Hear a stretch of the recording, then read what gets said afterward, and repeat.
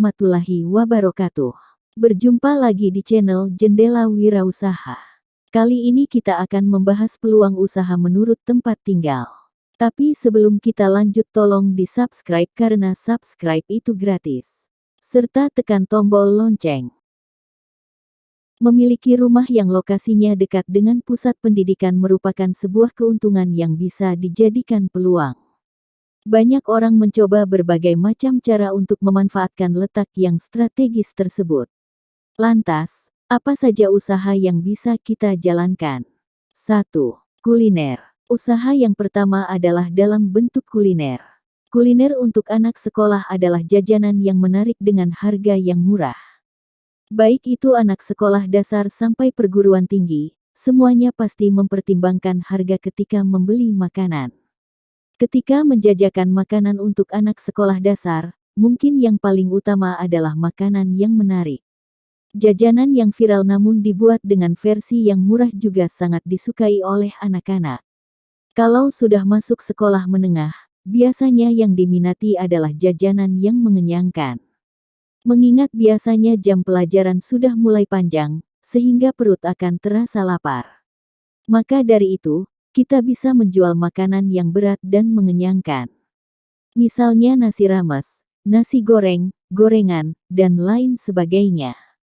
Kalau sudah masuk perguruan tinggi, biasanya fase jajan sudah beralih ke fase yang lebih modern.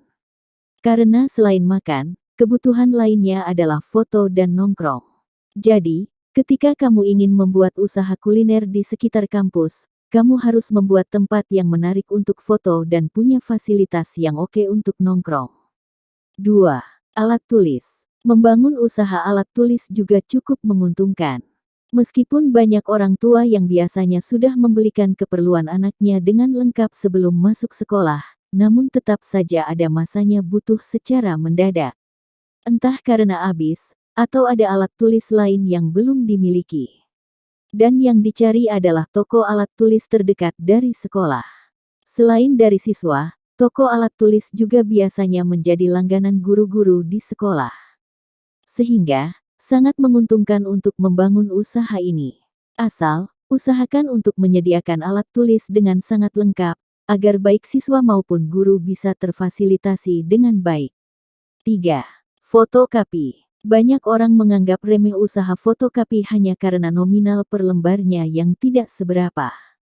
Tapi, membangun usaha fotokopi di dekat sekolah merupakan hal yang sangat menggiurkan.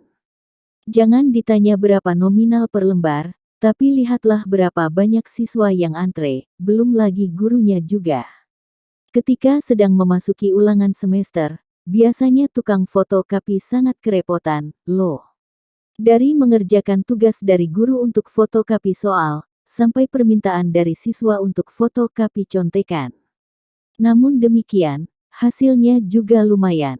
Belum lagi, kalau dipertimbangkan dengan jasa jilid, print, dan jual kertas-kertas lainnya. 4. Bengkel.